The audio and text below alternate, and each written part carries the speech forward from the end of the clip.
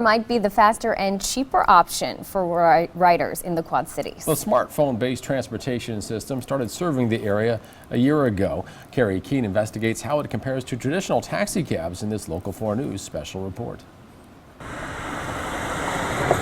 Uber first drove into the Quad Cities in July of 2015. Back then, Quad City leaders believed that the competition to taxi cab companies would improve the quality of the transportation business as a whole.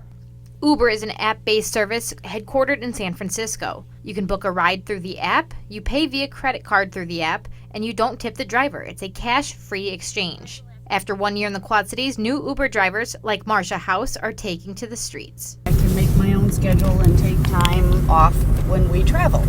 So I own a Prius, and I thought, why not? Beat sitting at home. Traditional cab companies that we were able to talk to say that they're proud their full-time job is to drive. We actually are in touch with people. We do it professionally. It's not just a side job that maybe Uber or another company would do. There are clear differences in the steps it takes to be a driver. Uber, nearly anyone with a car and insurance can drive. Most taxi drivers need a government-issued permit. Of course, you sign up, and I had to upload a picture of my driver's license, my auto insurance, and my title registration, and they also did a background check. It took probably a few days. When I got the okay, I downloaded and updated the app, signed in as a driver, and have been busy ever since. Chauffeur's license, and then you have to get a license through the city hall,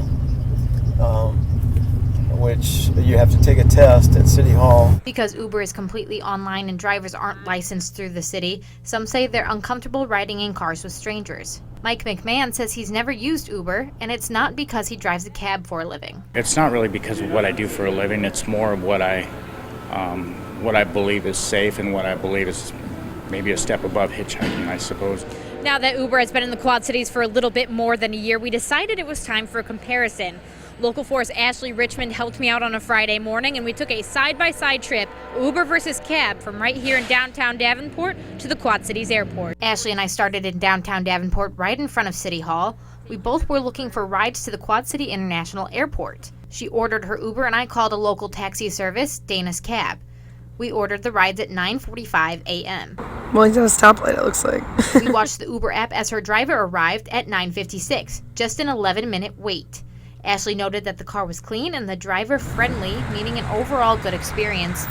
Ashley arrived in 28 minutes, rolling in with a $10.20 tab. I waited another 20 minutes for a ride from Dana's Cab. While the minivan ride was pleasant and the driver friendly, the van was not in good condition. I arrived at the airport at 10:35, 50 minutes after the initial call, and I paid an even $33 for the fare alone, not including the tip. Although Uber appears to have won the side-by-side comparison with fast pickup time and cheaper fares, cab drivers say traditional taxis exist for one simple reason. Why should people use cab service? Because we're reliable. We're reliable, so if we say we're going to be there, we'll be there. Uber drivers say the ease and timeliness of the app makes it a popular option, while cab companies hope it doesn't take all the business. The app's real easy to use. I like it. I have been busy since 7:30 this morning. Ideally, everybody could stay in business. For now, both options remain rolling through the Quad Cities. Carrie Keene, Local 4 News. Well, some local